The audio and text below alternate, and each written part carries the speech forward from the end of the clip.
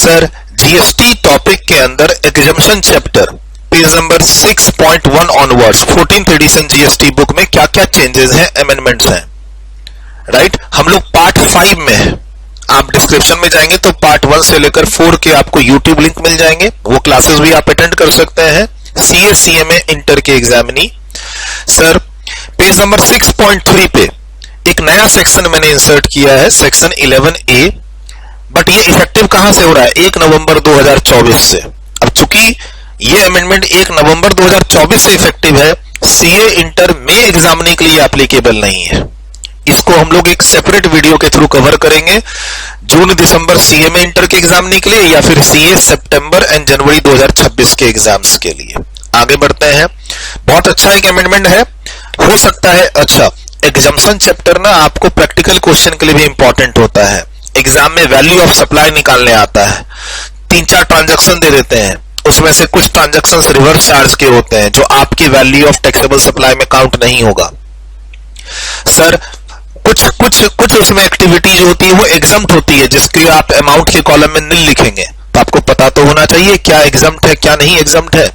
तो सर ये चैप्टर से स्टैंडअलोन क्वेश्चन भी आते हैं, प्लस जो दूसरे क्वेश्चंस होते हैं टैक्सेबल वैल्यू निकालने वाले, टैक्स लायबिलिटी निकालने वाले, वहां भी इस चैप्टर को टच कर दिया जाता है, मिक्स कर दिया जाता है। तो ध्यान रखना। और इस चैप्टर में अमेंडमेंट्स भी है, तो फिर अमेंडमेंट्स का तो ध्यान रखेंगे ही। सर पेज नंबर 6.8 पे हम लोग यहां पर डिस्कस करते हैं कि अगर आपने रेसिडेंशियल प्रॉपर्टी को रेसिडेंशियल पर्पस के लिए लेट आउट किया है तो जीएसटी एग्जम्प्ट है, ठीक। लेकिन अगर लेट आउट किसको किया है?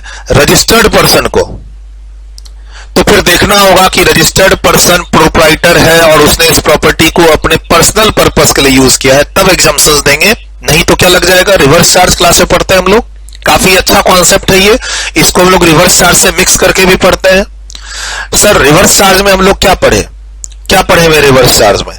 Sir reverse charge page number 5.9 पर हम लोग क्या पढ़े हुए हैं? Service by way of renting of residential dwelling house to a registered person के केस में, अगर आप रेसिडेंशियल हाउस की रेंटिंग रजिस्टर्ड पर्सन को करते हैं, किराएदार रजिस्टर्ड है जीएसटी में, तो रिवर्स चार्ज में किराएदार जीएसटी पे करेगा।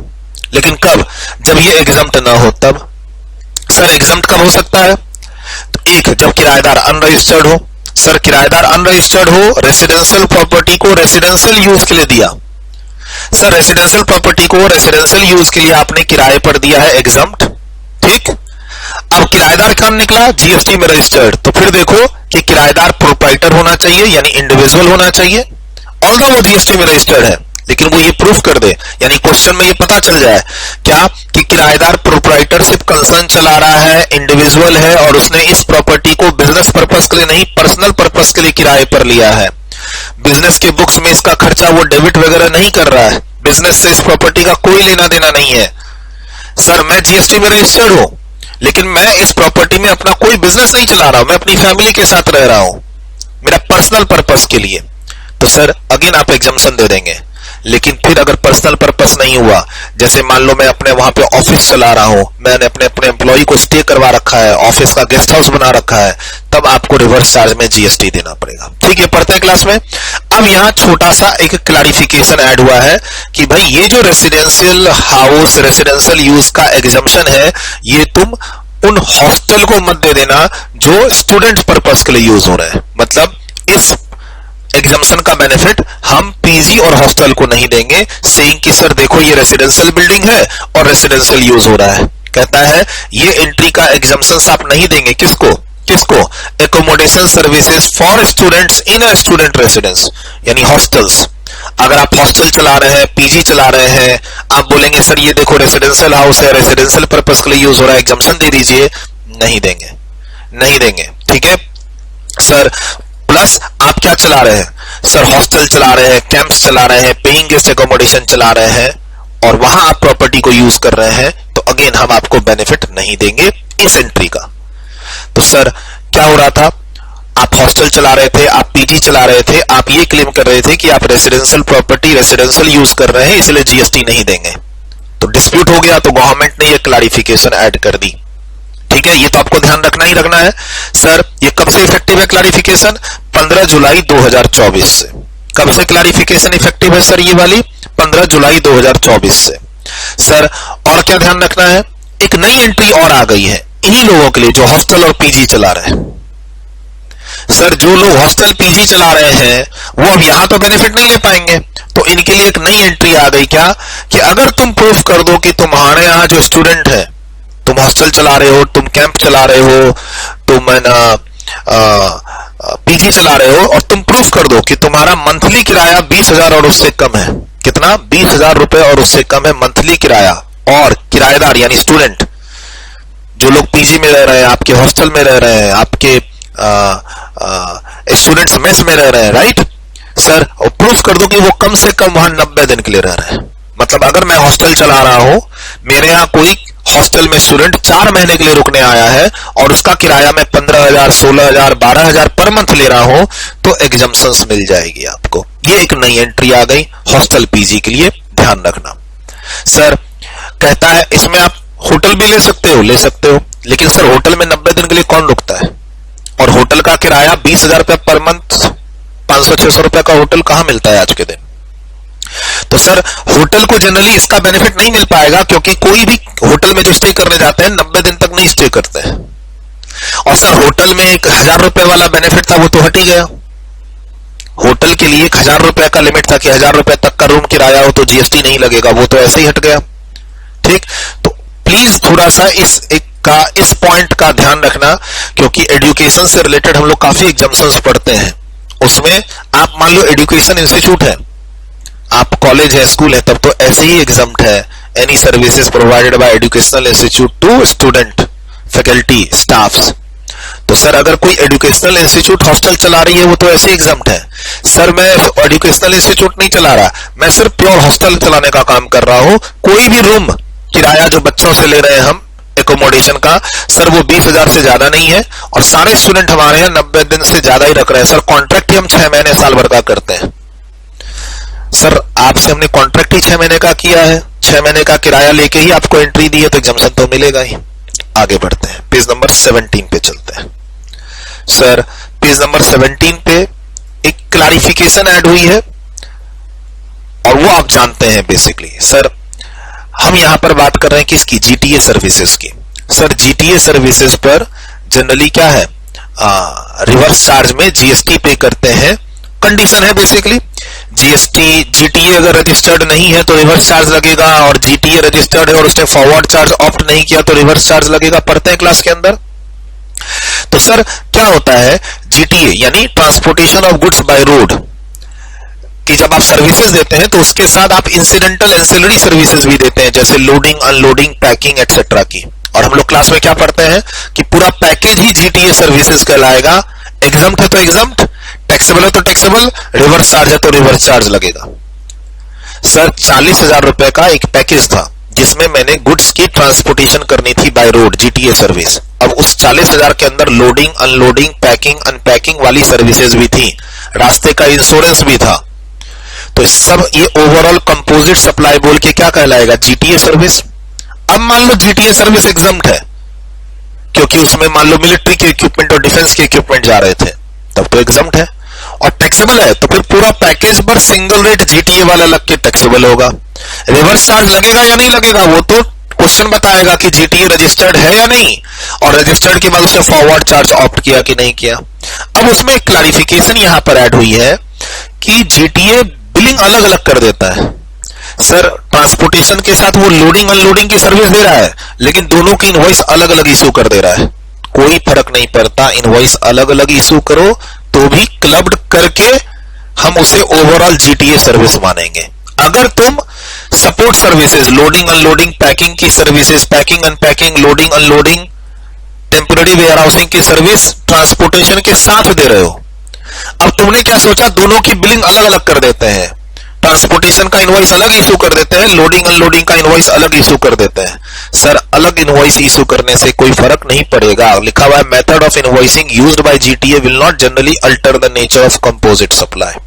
इनवॉइस अलग अलग इशू करके अलग अलग रेट लगा लोगे, ऐसा नहीं होगा। प्लस अगर तुमने ट्रांसपोर्टेशन की सर्विस दी नहीं है, खाली लोडिंग अनलोडिंग पैकिंग की सर्विस दी है, तब तो ऑब्वियस सी बात है उसको आप जीटीए सर्विस नहीं करोगे, लोडिंग अनलोडिंग पैकिंग की सर्विसेज बोल के क्वालिफाई करो और जीएसटी लगाओ।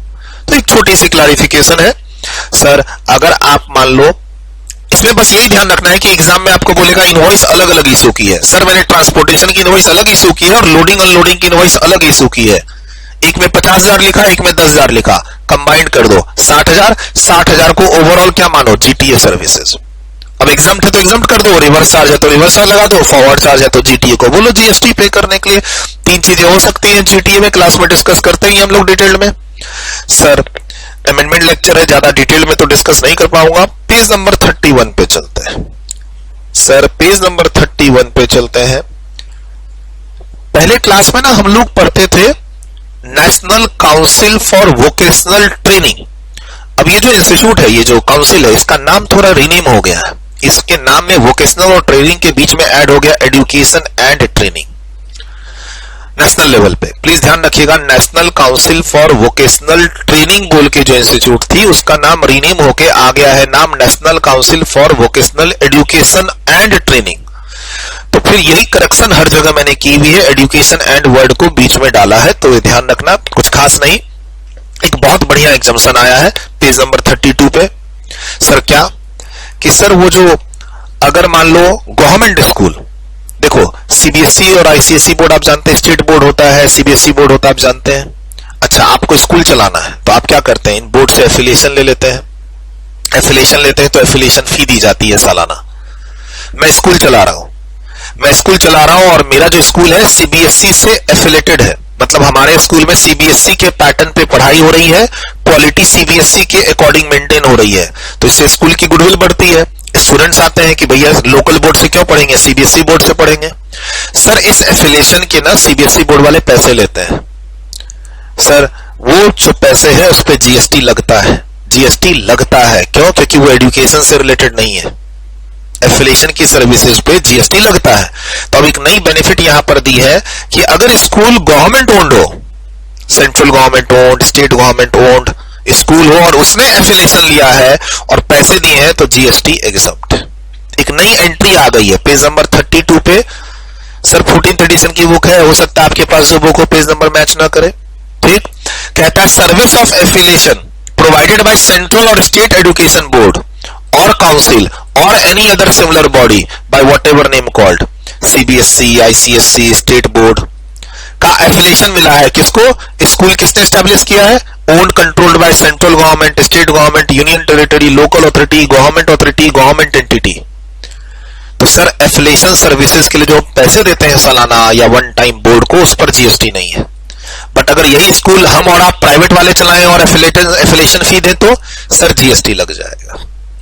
जीएसटी एफिलिएशन फी पे लगती है। ठीक, प्लीज यही क्लास में पढ़े। हाँ, सीबीएसई आईसीएसई वाले जब एग्जाम लेते हैं और एग्जामिनेशन फी कलेक्ट करते हैं तो आपने यहां पढ़ा था जीएसटी नहीं लगेगा। फॉर लिमिटेड पर्पस इनको एजुकेशनल इंस्टीट्यूट बोला जाएगा for the purpose of conduction of exams. अब बात आई एफिलिएशन फी की। सर मेरा स्कूल सीबीएसई से अप्रूव्ड है और इसके लिए हम सालाना पैसे देते हैं, जीएसटी लगेगा अगर स्कूल प्राइवेट है और school owned by government entities है, central government, state government, union territory, local authority, government entity, तो आप एग्जम्पशंस क्लेम कर लेना। का अमेंडमेंट पेज नंबर 32 पे। सर पेज नंबर 34 पे सर कभी कभी कॉलेज चलाने पे हम यूनिवर्सिटी से एफिलिएशन लेते हैं, है ना। आप स्कूल चलाते हो तो सीबीएसई बोर्ड का एफिलिएशन लेते हो। मान लो मुझे कॉलेज खोलना है तो कॉलेज खोलने में हम यूनिवर्सिटी से अप्रूवल लेते हैं, रिकॉग्निशन लेते हैं, एफिलिएशन लेते हैं कि हमारे यहाँ कलकत्ता यूनिवर्सिटी, हमारे कॉलेज में कोलकाता यूनिवर्सिटी की पढ़ाई जाती है, हमारा कॉलेज कोलकाता यूनिवर्सिटी से अप्रूव्ड है, अलाइंड है, एफिलेटेड है। सर अगर यहाँ पे आप फी देंगे सालाना एफिलिएशन की, जीएसटी लगेगा, एग्जम्पशन नहीं मिलेगा। लिखा हुआ है एग्जम्पशंस नहीं देंगे क्योंकि ये एजुकेशन से रिलेटेड सर्विस नहीं है कि हम बच्चों को पढ़ा के बच्चों से फीस ले रहे हैं। सर आप कॉलेज चलाते हो, बच्चों को पढ़ाओ, बच्चों से फीस लो, जीएसटी नहीं है।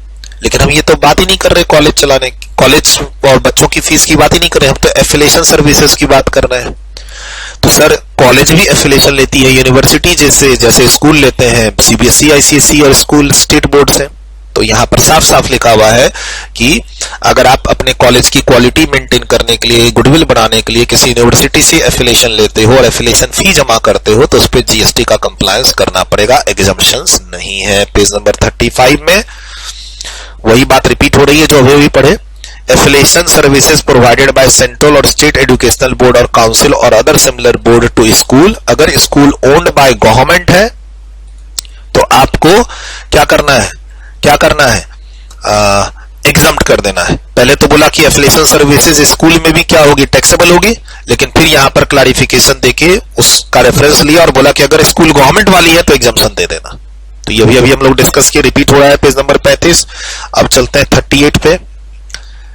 सर 38 में बोलता है कि सर एक ट्रेनिंग कोर्स होता है जो कौन करवाती है, फ्लाइंग ट्रेनिंग ऑर्गेनाइजेशन एफटीओ, जो अप्रूव्ड होती है किससे, director general of civil aviation से। Sir director general of civil aviation approve करती है ऑर्गेनाइजेशन को। जैसे हम स्कूल जाते हैं, कॉलेज जाते हैं, वैसे ही आप यहां ज्वाइन कर सकते हैं। कहां, फ्लाइंग ट्रेनिंग ऑर्गेनाइजेशन।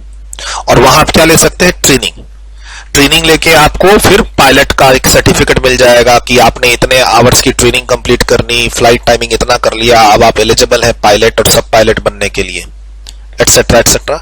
सर यहां पर आपको लीगल एक सर्टिफिकेट मिलता है, सक्सेसफुल कैंडिडेट को एयरक्राफ्ट एक्ट के अंदर सर्टिफिकेट भी मिलता है।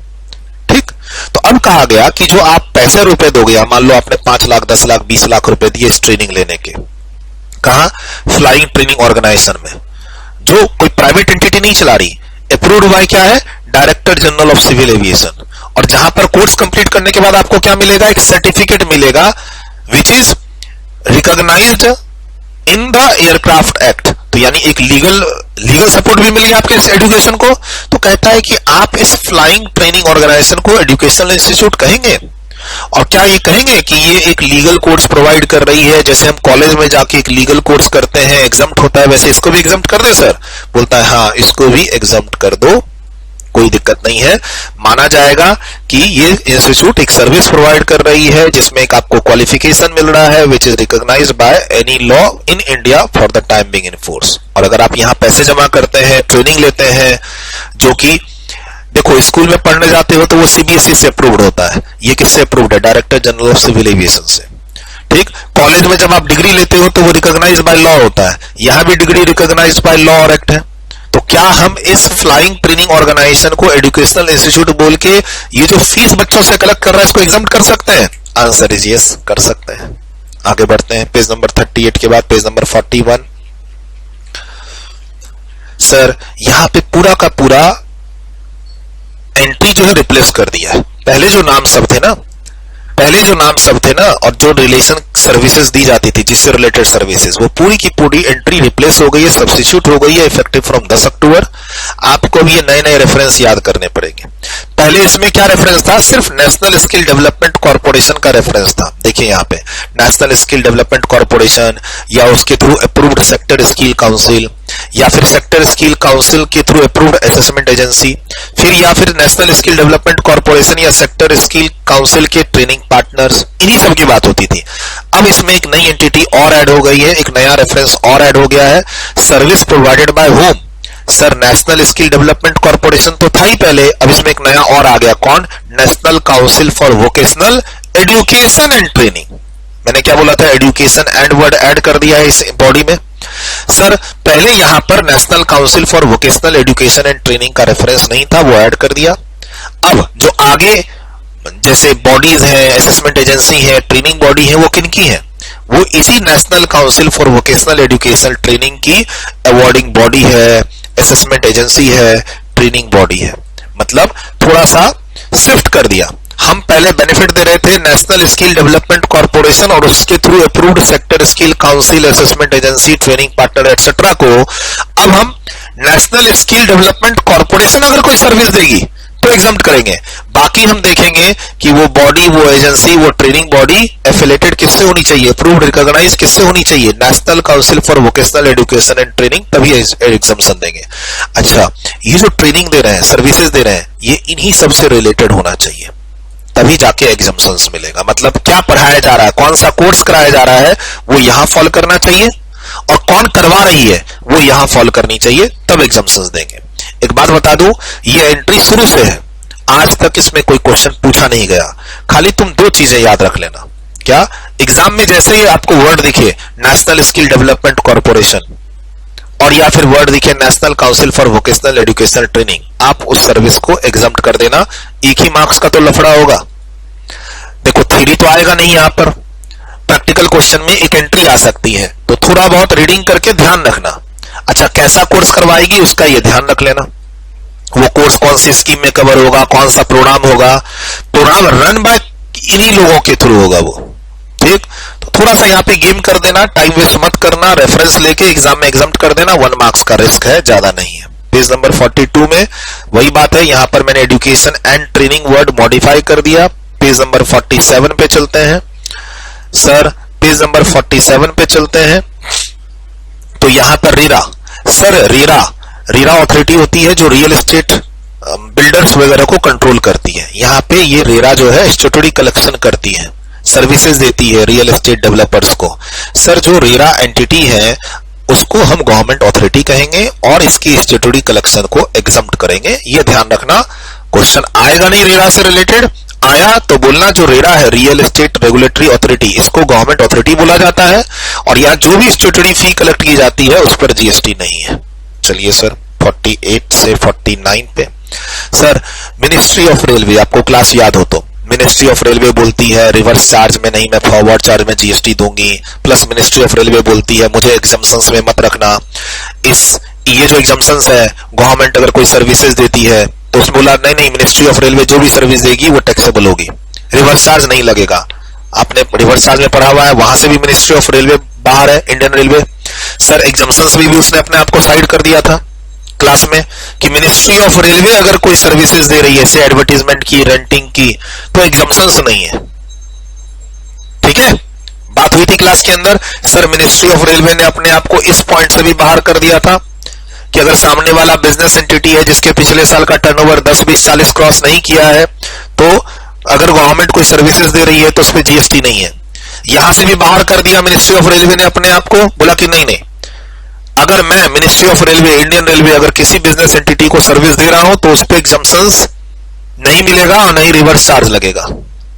ठीक, अब कुछ ज्यादा ही स्ट्रांग हो गया था मिनिस्ट्री ऑफ रेलवे, तो मिनिस्ट्री ऑफ रेलवे बोलता है भाई थोड़े बहुत एग्जाम्शंस हमें भी दे दो। कैसे वाले एग्जाम्शंस? सर जो हम प्लेटफॉर्म टिकट बेचते हैं उस पर एग्जाम्शन दे दो। सर आप लोग पढ़ते हो ना मिनिस्ट्री ऑफ रेलवे में, इंडियन रेलवे के थ्रू अगर आप non AC, non first class से ट्रेवल करोगे तो जीएसटी नहीं है, एसी कोच या फर्स्ट क्लास से ट्रेवल करोगे तो जीएसटी है। ये क्लास में पढ़ते हैं आप। अब क्या ध्यान रखना, आप अगर प्लेटफॉर्म टिकट खरीदते हो स्टेशन पे तो उस पर जीएसटी नहीं है।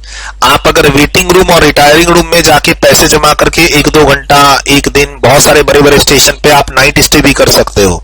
सर रिटायरिंग रूम और वेटिंग रूम होता है, आपकी टिकट और आपकी ट्रेन के हिसाब से आपको वहां स्टे करने दिया जाता है और बहुत मिनिमम अमाउंट लिया जाता है, जीएसटी नहीं है।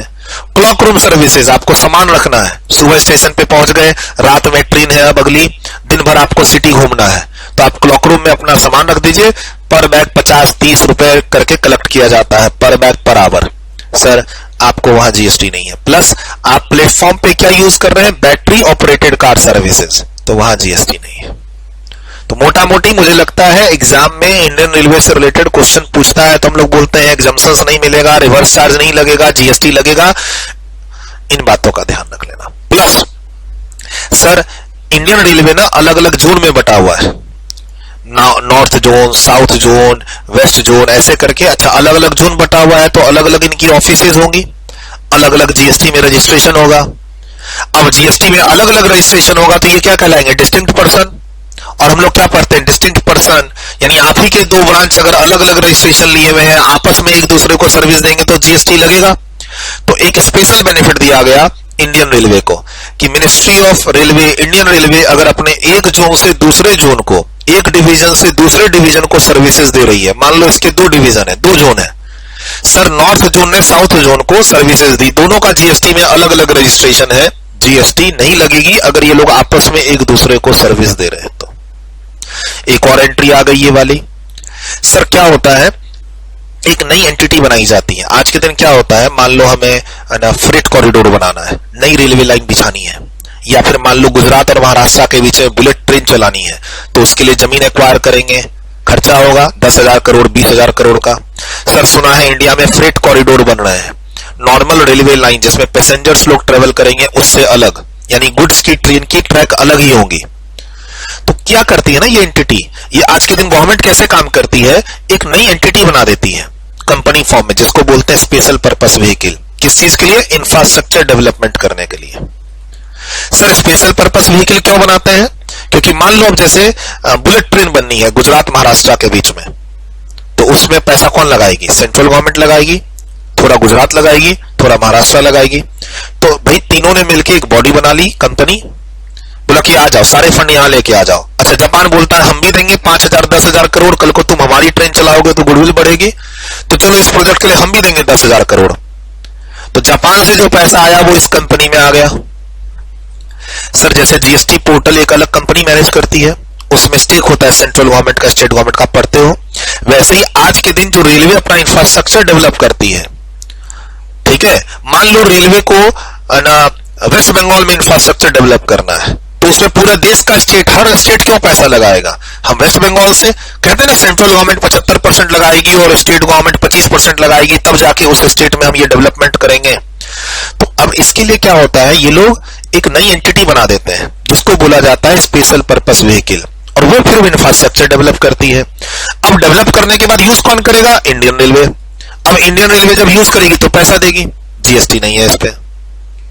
सर इंफ्रास्ट्रक्चर बन गया, अब इंफ्रास्ट्रक्चर को यूज कौन करेगी, सर हमने एक स्पेशल पर्पस व्हीकल बनाया, मतलब एक नई एंटिटी बनाई, एक सेपरेट एंटिटी। इसमें हमने सेंट्रल गवर्नमेंट का पैसा डाल दिया, उन रेलवे लाइन से, उन इंफ्रास्ट्रक्चर से जिन जिन स्टेट को डेवलपमेंट हो रही है उनका पैसा डाल दिया, कहीं से ग्रांट आया तो वो भी पैसा डाल दिया, इंफ्रास्ट्रक्चर तैयार। अब उस इंफ्रास्ट्रक्चर को यूज कौन करेगा, sir infrastructure built and owned by special purpose vehicle but used by Indian railway. अब इंडियन रेलवे जब यूज करेगी तो इस पर पैसे देगी, हाँ जी, क्योंकि एसेट तो इंडियन रेलवे का है ही नहीं।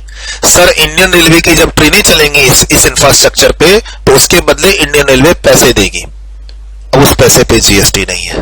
प्लस अब उस इंफ्रास्ट्रक्चर को मेंटेन कौन करेगा, इंडियन रेलवे ही करेगी। सर यूज जो कर रहा है वही मेंटेन करेगा, तो अब इंडियन रेलवे बोलती है मैं मेंटेन कर रहा हूं तो अब मुझे तुम पैसा दो। अच्छा मैं यूज कर रहा हूं तो मैं तुमको पैसा दूंगा, तुम कौन हो, स्पेशल पर्पस व्हीकल जो बिल्ड और ओन करती इंफ्रास्ट्रक्चर। अच्छा मैं यूज करूंगा तो मैं तुम्हें पैसे दूंगा, एक, फिर मैं इसको मेंटेन करूंगा आगे कि ये मेंटेन रहे, प्रॉपर इंफ्रास्ट्रक्चर मेंटेन रहे, इसका हर साल मैं इसकी मेंटेनेंस चलाऊंगा, रिपेयर चलाऊंगा, तो अब मैं तुमसे पैसा लूंगा। इंडियन रेलवे बोलती है सर पैसा लेने पे भी जीएसटी नहीं है और पैसा देने पे भी जीएसटी नहीं है, यूज में पैसा दोगे जीएसटी नहीं है, मेंटेनेंस के लिए पैसा लोगे उस पे जीएसटी नहीं है। तो बोथ वे जीएसटी एग्जम्प्ट कर दिया। आगे बढ़ते हैं, आगे बढ़ते हैं, पेज नंबर 49 के बाद पेज नंबर 57।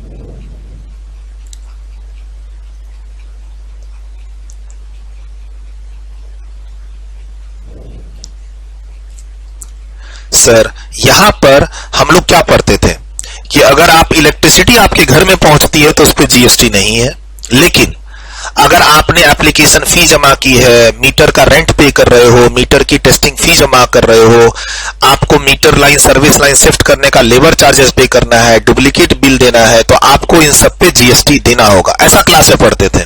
सर ये सब हट गया, क्यों, एक नई एंट्री आ गई और उसने साफ साफ बोला क्या, सर जो घर पे बिजली का बिल आया वो तो एग्जम्प्ट है ही है, उसके साथ अब अगर मीटर इक्विपमेंट का रेंट दे रहे हो या फिर मीटर की टेस्टिंग कराने का पैसा दे रहे हो, सर इलेक्ट्रिसिटी कनेक्शन लेने के लिए पैसा जमा कर रहे हो, अपना मीटर शिफ्ट कराने के लिए पैसा दे रहे हो, डुप्लीकेट बिल इशू करवाने के लिए पैसा दे रहे हो, तो ये सारी सर्विसेज तुम्हारी मेन सर्विसेज के इंसिडेंटल और एंसिलरी। और मेन सर्विसेज क्या है, तुम्हारे घर पे बिजली पहुंचना है, ट्रांसमिशन और distribution of electricity bye N electricity transmission और डिस्ट्रीब्यूशन यूटिलिटी। जो हमारे घरों पर बिजली आती है, जो हम लोग बिजली बिल जमा करते हैं, ठीक, वो जो एंटिटी है, क्या तो गवर्नमेंट से उसको लाइसेंस मिला हुआ है इलेक्ट्रिसिटी डिस्ट्रीब्यूशन का, और या फिर खुद गवर्नमेंट की एंटिटी है, सर जो भी हो, बिजली बिल पे जीएसटी नहीं है। तो बोला उसके साथ जो ये सब पैसे हैं, ये सब तो सपोर्टिंग एंसिलरी एक्टिविटी है। सर ये सब पैसे क्यों दिए? क्योंकि मेन तुम्हारे घर बिजली पहुंचनी थी, जो एग्जम्प्ट है, तो गवर्नमेंट बोलती है इन सबको भी एग्जम्प्ट कर दो। कब से? 10 अक्टूबर 2024 से। पहले क्लास में क्या पढ़ते थे? ये सर्विसेज पर जीएसटी लगता था। अब 10 अक्टूबर से क्या ध्यान रखना है? इन पे जीएसटी नहीं लगेगा। सर ये इफेक्टिव डेट एग्जाम के लिए याद रखना है? हाँ याद रख लेना। अब एक नई एंट्री यहां पर और आ गई है, लास्ट पेज नंबर 58 में। क्या? सर अगर कोई गवर्नमेंट एंटिटी या फिर research association, university, college, institute जो इनकम टैक्स के सेक्शन 35(1), 2 और 3 में अप्रूव्ड हो, नोटिफाइड हो, वो अगर रिसर्च एंड डेवलपमेंट सर्विसेज दे रही हैं किसी को और बदले में ग्रांट ले रही हैं। देखो नॉर्मली ग्रांट और डोनेशन पे जीएसटी नहीं है, लेकिन हम लोग क्या पढ़ते हैं, एक क्लास में हम लोग पढ़े थे कि अगर कोई मुझे डोनेशन दे रहा है और बदले में मैं उसका एडवर्टीजमेंट करूं, तो फिर वो एक परफेक्ट कंसीडरेशन है, एक्टिविटी है, जीएसटी लगेगा, है ना। पढ़ते ना, कोई चैरिटेबल ट्रस्ट है, डोनेशन ले रही है, एक थैंक यू का मैसेज दे रही है, तब जीएसटी नहीं है, लेकिन उसके बिजनेस की मार्केटिंग करती है तो जीएसटी है। ऐसा ही कुछ यहां पर है। सर जनरली ग्रांट ना अ काइंड ऑफ डोनेशन होता है जिसपे जीएसटी नहीं लगना चाहिए, लेकिन तुम ग्रांट के अगेंस्ट में क्या दे रहे हो? रिसर्च एंड डेवलपमेंट सर्विसेज, तो जीएसटी लगना चाहिए। लेकिन अगर ये सर्विस देने वाली एंटिटी कौन है? गवर्नमेंट एंटिटी, और या फिर वो इंस्टीट्यूट, एसोसिएशन, यूनिवर्सिटी जो इनकम टैक्स के सेक्शन 35(1), 2 एंड 3 में रजिस्टर्ड हो। ध्यान रखना, इनकम टैक्स के 35(1) में और भी क्लॉजेस हैं, 1 है, 1A है, 4 है, हमें स्पेसिफिक होकर याद करना पड़ेगा 35(1), 2 एंड 3 वाली यूनिवर्सिटी, रिसर्च इंस्टीट्यूट्स। ध्यान रखना, जिस समय सप्लाई दे रहे हो उस समय ये लोग नोटिफाइड हो। मान लो सप्लाई देते समय नोटिफिकेशन कैंसिल कर दिया इनका, तो जीएसटी लग जाएगा। हम जिस समय रिसर्च एंड डेवलपमेंट की सर्विसेज दे रहे थे उस समय हमारी यूनिवर्सिटी यहां नोटिफाइड नहीं थी, बाद में हुई या पहले कैंसिल हो गई, जीएसटी लग जाएगा। तो एक नई एंट्री यहां पर आप ध्यान रखना। सर मोटा मोटी एग्जाम्शन चैप्टर से रिलेटेड जितनी भी अमेंडमेंट्स थी आने वाले आपके एग्जाम्स के लिए, वो सब हमने कवर कर ली है। अब हम चलते हैं एक इस पॉइंट पे, सेक्शन 11A जो नया सेक्शन आया है उस पे चलते हैं। अगर आप सीए इंटर में 2025 के एग्जामिनी है, यूट्यूब पे इस वीडियो को देख रहे हैं, तो आप प्लीज बंद कर दीजिए वीडियो, आपके लिए ये काम का नहीं है। यहां पर tata bye bye, all the best for your exams. CA inter में 2025 एग्जामिनी डन। अब हम किसके साथ जुड़े हुए हैं? सीए इंटर सितंबर 25 एग्जामिनी, सीए इंटर जनवरी 26 एग्जामिनी, या फिर सीए में इंटर जून एज वेल एज दिसंबर एग्जामिनी। सर सीए में जून वाले क्यों पढ़ेंगे इसको? क्योंकि आपका कट ऑफ डेट होता है 30 नवंबर 2024 और ये अमेंडमेंट कब से है? 1 नवंबर 2024 से, तो इसलिए पढ़ना पड़ेगा आपको सीए में जून वाले। सर सेक्शन 11A, इसमें गवर्नमेंट ने एक पावर लिया, क्या?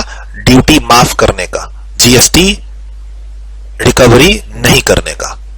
मतलब एक डिस्प्यूट का केस बन गया। डिस्प्यूट के केस में क्या हुआ? क्लाइंट यानी जो जीएसटी रजिस्टर्ड पर्सन है, देखो मैं जीएसटी में रजिस्टर्ड हूं, मैं एक सप्लाई कर रहा हूं सर्विसेज की, ठीक।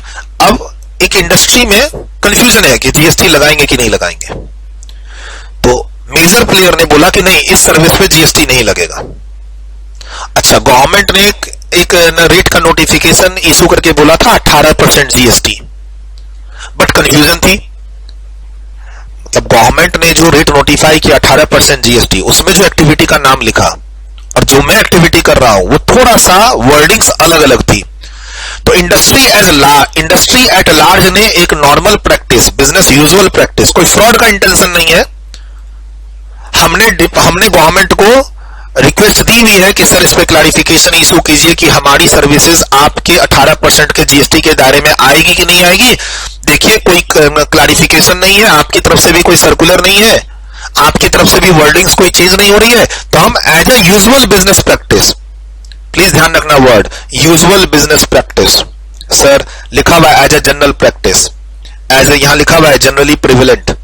सर इंडस्ट्री में 100 लोग हैं, उसमें से 90 लोगों ने क्या डिसाइड कर लिया in the normal business practice कि हम जीएसटी नहीं देंगे, आगे देखते हैं क्या होगा। यार जीएसटी नहीं लगना चाहिए, हमने इस एडवोकेट का ओपिनियन ले लिया, इसका ओपिनियन ले लिया, इस काउंसिल का ओपिनियन ले लिया, इस सुप्रीम कोर्ट के रिटायर्ड जज का भी ओपिनियन ले लिया, ऐसे डिस्प्यूट चल रहा है, 3-4 साल से, और गवर्नमेंट क्लैरिटी नहीं दे रही है। क्या डिस्प्यूट है? नील और 18% का। तो कुछ लोग 18% जीएसटी दे रहे हैं जिनको लग रहा है यार फ्यूचर में क्यों डिस्प्यूट में पड़ना, और मेजर लोग जीएसटी नहीं पे कर रहे हैं। अब 3-4 साल के बाद गवर्नमेंट का क्लैरिफिकेशन आ गया, लॉ में चेंजेस आ गए, वर्डिंग्स ठीक करके बोला गया भाई 18% जीएसटी तो लगना चाहिए था, तुमने दिया क्यों नहीं? तो गवर्नमेंट का क्लैरिफिकेशन 3-4 साल के बाद आया। अब 3-4 साल के बाद क्या क्लैरिफिकेशन आया? जीएसटी देना है। अब वो सारे लोग तो फंस गए जिन्होंने जीएसटी ना तो कस्टमर से लिया ना गवर्नमेंट को दिया। क्यों? क्योंकि वर्डिंग्स के इंटरप्रिटेशन डिफरेंट हो गए, और जनरल बिजनेस प्रैक्टिस बोल के उन्होंने ना तो अपने कस्टमर से जीएसटी लिया ना गवर्नमेंट को जीएसटी दिया। अब गवर्नमेंट 3-4 साल के बाद कहती है कि आपको जीएसटी देना पड़ेगा, तो अब तो ये केस डिस्प्यूट का हो जाएगा। तो गवर्नमेंट ने सेक्शन 11A में पावर ले लिया, एक्ट में सेक्शन 11A डाल के गवर्नमेंट ने पावर ले लिया अपने पास कि हम नोटिफिकेशन इशू करके ऐसे केसेस में ये बोल सकते हैं कि जो पीछे हो गया सो हो गया, जिसने जीएसटी दिया वो भी ठीक, जिसने नहीं दिया वो भी ठीक, अब आगे सब दोगे। यानी पुरानी रिकवरी गवर्नमेंट आपसे नहीं करेगी। यानी इस सेक्शन के थ्रू फायदा किसको पहुंच रहा है? हमें और आपको, जो लोग कंफ्यूजन में थे और एक इंडस्ट्री में पैटर्न फॉलो हो गया कि जी जीएसटी नहीं देना। अच्छा, एक और डिस्प्यूट हो सकता है रेट का। सर कंफ्यूजन ये है कि रेट 12% पे दें या 5% पे दें। हमें लग रहा है 5%, कुछ लोगों को लग रहा है 12%। हमने गए गवर्नमेंट के पास, गवर्नमेंट तय नहीं कर रही कि हमारी सर्विस 5 में जाएगी या 12 में जाएगी, तो लोगों ने इंडस्ट्री में जनरल प्रैक्टिस फॉलो कर लिया, बोला कि ऐसा करो 5% फॉलो कर लो। गवर्नमेंट को भी ये बात पता है, न्यूज़पेपर में भी आ रखा है। 3-4 साल से ये पूरा डिस्प्यूट का एरिया है कि भाई ये वाली सर्विस पर 5 लगेगा या 12, कोई क्लैरिटी नहीं है, ऐसा करो 5 फॉलो करो। तो कस्टमर से 5 लिया, गवर्नमेंट को 5 दिया, कस्टमर से 5 लिया, गवर्नमेंट को 5 दिया, इनडायरेक्ट टैक्स है। अब 3-4 साल के बाद गवर्नमेंट बोलती है भाई 5 वालों गलत था, इसमें तो 12 होना चाहिए। तो पब्लिक बोली भाई तुम इतने लेट से क्यों बताए हो? 3-4 साल से तो हॉट इशू था डिस्प्यूट का, आपको पहले क्लैरिफाई कर देना चाहिए था। अब हम क्या डिफरेंशियल जीएसटी देते रहेंगे? ये तो केस डिस्प्यूट का, हम जाएंगे हाई कोर्ट, हम जाएंगे सुप्रीम कोर्ट, आपके खिलाफ लड़ेंगे कि आपने बहुत लेट से हमें बताया। तो गवर्नमेंट ने बोला ठीक है, एक नया सेक्शन लाते हैं 11A, इस डिस्प्यूट को भी खत्म करते हैं। 5 और 12 जो जिसने पहले जो दिया, अब आगे 12 देना, हम पुराना टैक्स तुमसे रिकवर नहीं करेंगे जो शॉर्टफॉल था। तो 2 तरह का टैक्स हम तुमसे रिकवर नहीं करेंगे, नोटिफिकेशन इशू करेंगे सेक्शन 11A में, और हम बताते रहेंगे। एक जहां पर 18% 12% लगना चाहिए था, लेकिन तुमने उसको निल और एग्जम्प्ट मान के अभी तक कोई जीएसटी नहीं दी है। 5 ट्रांजैक्शन पर गवर्नमेंट एक नोटिफिकेशन इशू करके बोल सकती है कि जाओ कोई जीएसटी मत देना। दूसरा शॉर्ट पेमेंट, कि 12 की जगह तुम 5 दे रहे थे, बाद में आया कि 12 ही देना चाहिए, लेकिन फिर पुराने डिस्प्यूट को खत्म करने के लिए गवर्नमेंट बोलती है हम नोटिफिकेशन इशू करके पुराने सभी ट्रांजैक्शंस में ये बोल सकते हैं कि रजिस्टर्ड पर्सन को कोई जीएसटी डिफरेंशियल देने की जरूरत नहीं है। तो मोटा मोटी सेक्शन 11A में गवर्नमेंट पावर ले रही है रिलीफ देने का डिस्प्यूटेड केस में रजिस्टर्ड पर्सन को, जो बेचारे इंटरप्रिटेशन ऑफ लॉ में प्रोविजंस में फंस गए थे कि जीएसटी दे या ना दे, ज्यादा दे या कम दे। और कोई फ्रॉड का केस नहीं है, इंडस्ट्री प्रैक्टिस थी कि लोग 18 की जगह निल दे रहे थे, लोग 18 की जगह 12 दे रहे थे या 12 की जगह 5 दे रहे थे। बाद में क्लैरिटी आई, लॉ क्लियर हुआ, अमेंडमेंट आया कि नहीं जी 18 देना चाहिए था, नहीं जी लोअर नहीं हायर रेट पे देना चाहिए था। पुराने केस डिस्प्यूट में चले जाएंगे तो डिस्प्यूट कौन कितना संभालेगा? तो गवर्नमेंट बोलती है जाओ पुराने केस में रिलीफ ले लो, आगे तुम अब क्लैरिटी आ गई ना, अब आगे सही सही टैक्स जमा करते रहना, बाय बाय टेक केयर। यही अमेंडमेंट है इस पेज की, पढ़ लेना। हो सकता है ये थ्योरी लिखने के लिए भी आ जाए, हो सकता है ये थ्योरी लिखने के लिए भी आ जाए। नया सेक्शन है, अमेंडमेंट इफेक्टिव 1 नवंबर 2024 से है। किस अटेम्प्ट के लिए एप्लीकेबल है, किसके लिए एप्लीकेबल नहीं है, वो लिखा हुआ है। लॉजिक भी क्या है? सर सीए इंटर के एग्जाम का कट ऑफ डेट 31 अक्टूबर होता है और सीएमए के एग्जाम का कट ऑफ डेट 30 नवंबर होता है, क्योंकि एक महीना आगे पीछे एग्जाम चलता है। सीए का एग्जाम मई में चलता है, सीएमए का एग्जाम जून में। तो इस कारण से जून एग्जामिनी को पढ़ना है अगर आप सीएमए स्टूडेंट हैं तो। Bye bye take care. Description में जाइएगा तो नोट्स के रेफरेंस टेलीग्राम लिंक मिल जाएंगे, पिछले जो हमारे लेक्चर्स हैं अमेंडमेंट लेक्चर्स उसके भी लिंक आपको मिल जाएंगे। Take care, all the best for your exams.